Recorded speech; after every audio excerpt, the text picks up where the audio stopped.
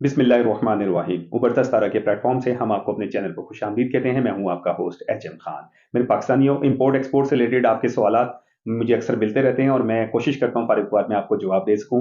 देर सवेर हो जाए तो माफ़ी का तलबगार हूं। उम्मीद है आप लोग ठीक ठाक होंगे, बहुत अच्छा वक्त गुजार रहे होंगे।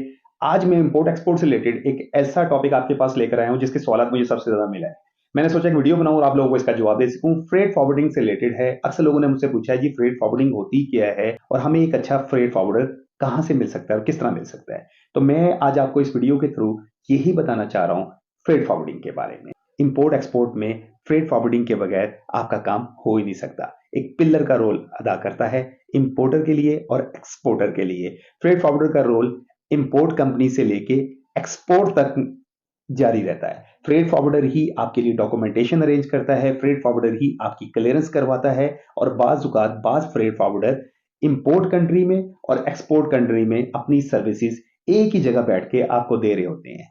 तो ये इनका सबसे अहम रोल है और ये कंपनीज के लिए इफेक्टिव रोल अदा करते हैं। और वो फ्रेट फॉरवर्डर जो कि अरसा दराज से काम कर रहे हैं, एक्सपीरियंस्ड हैं, आपके लिए बेनिफिशियल साबित होते हैं उस सूरत में कि मिनिमम टाइम में आपको मैक्सिमम आउटपुट दें और आपकी मनी को वेस्ट होने से बचाएं।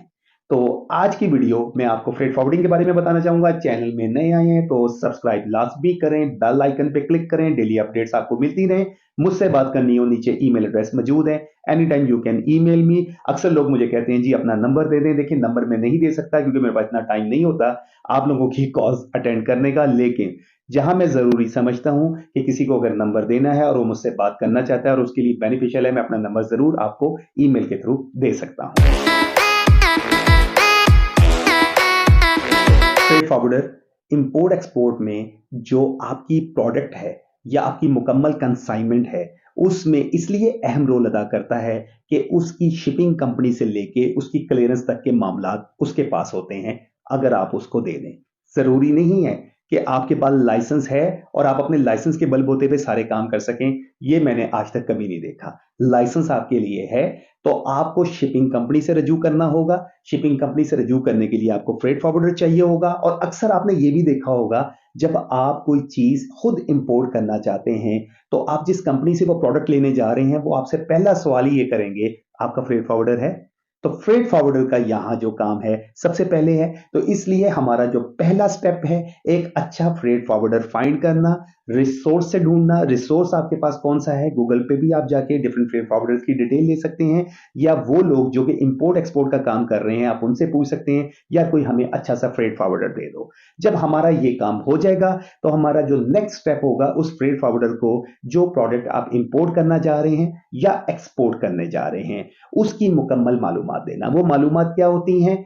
उसमें आपने उसको एक पैकिंग लिस्ट और परफॉर्मा इनवाइस या कमर्शियल इनवाइस प्रोवाइड करनी है। वो उसको देखेगा और आपको उसमें बताएगा कि इस पे आपके टोटल चार्जेस क्या आएंगे। फिर वो आपके लिए नेक्स्ट स्टेप में जो हमारा तीसरा स्टेप है एक शिपिंग कंपनी हायर करेगा, या कार्गो है आपका, छोटी आइटम है कोई 1000 kg 2000 kg या 5000 kg, तो उसके लिए वो एलसीएल कार्गो तलाश करेगा। फिर वहां वो ये तलाश करेगा कि कौन सी वेजल हमें जल्द अज जल्द मिलेगी अगर आपने फौरी तौर पर अपनी प्रोडक्ट को दूसरे कंट्री में भिजवाना है। नेक्स्ट और चौथे स्टेप में वो मर्चेंडाइजर से कांटेक्ट में आ जाएगा। मर्चेंडाइजर वो इंपोर्टर जिससे आप माल लेने जा रहे हैं उसके साथ आपके बिहाफ पे निगोशिएट करेगा कि वो कब आपका माल उसके सुपुर्द में करेगा। फिर वो उस कंट्री में अगर दूसरी कंट्री से लाइक चाइना से आप कुछ मंगवाना चाह रहे हैं तो वहां वो फिर उनसे कांटेक्ट करके फौरी तौर पे कंटेनर है या एलसीएल कार्गो है जो भी है कार्गो का अरेंज करके वहां से प्रोडक्ट लेके उसको पोर्ट तक पे आएगा, या वो खुद लोग पहुंचाएंगे तो वो अपने वेयर हाउस में लेकर आएगा।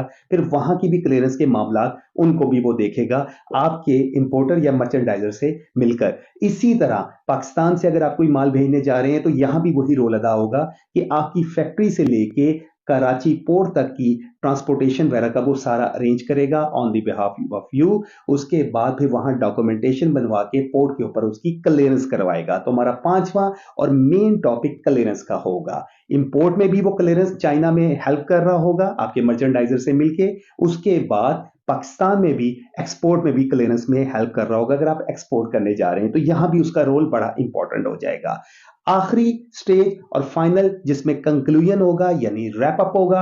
रैप अप में क्या होगा कि अगर पाकिस्तान में वो आपकी प्रोडक्ट आ गई है, टाइमली उसको क्लियर करवाना, उसको डिले नहीं होने देना, आपको डैमेजेस से बचाना, यहां उसका मेन रोल हो जाएगा अगर आपने उसके साथ निगोशिएट किया हुआ है और प्रॉपरली उसके साथ डील आपकी डन हुई भी है। उसके बाद आपकी डेस्टिनेशन तक पहुंचाना, यानी कराची में अगर क्लियरेंस हो गई है, अगर आप फैसलाबाद में हैं, पिशावर में हैं, गुजरांवाला में, जहां भी हैं, वहां तक की भी ट्रांसपोर्टेशन आपके साथ मिलकर अरेंज करना और प्रोडक्ट को बाहिफाजत आप तक पहुंचाना। तो आपको मेरी इन बातों से महसूस हो जाएगा कि फ्रेट फॉरवर्डर के रोल में इतनी इंपॉर्टेंस है कि इसके बगैर आपकी प्रोडक्ट नहीं आ सकती है। इसी तरह बाई एयर कार्गो में भी, बाई एयर कार्गो में मैं अक्सर लोगों को बात करता हूँ और खुद भी मैं इस चीज पे बिलीव करता हूँ और मैं काम भी ये करता हूँ कि एयर कार्गो में भी फ्रेट फॉरवर्डर का रोल बड़ा इंपॉर्टेंट है। आप लोग वाया डीएचएल या इस तरह की कंपनीज के थ्रू मंगवा लेते हैं, अगर प्रोडक्ट टैक्स ओरिएंटेड है तो फिर आपको बता दूं डीएचएल भी कुछ नहीं कर सकेगा, फेडेक्स भी आपके लिए कुछ नहीं कर सकेगा। आपको उसका टैक्स वगैरह देना पड़ेगा, यहाँ फ्रेट फॉरवर्डर का रोल इंपॉर्टेंट हो जाएगा। प्रोडक्ट को जब भी बाहर के ममालिक से आप चूज कर लें, चाहे वाया सी लेके आना है, चाहे वाया एयर लेके आना है, आपने लाजमी फ्रेट फॉरवर्डर को हायर करना है सबसे पहले। उसके साथ तमाम चीजों को डील को अच्छे तरीके से डन करने के बाद आप हर चीज को मद्देनजर रख के उसको गो एड दें, वो फिर आपका काम बखूबी और टाइमली जरूर करेगा।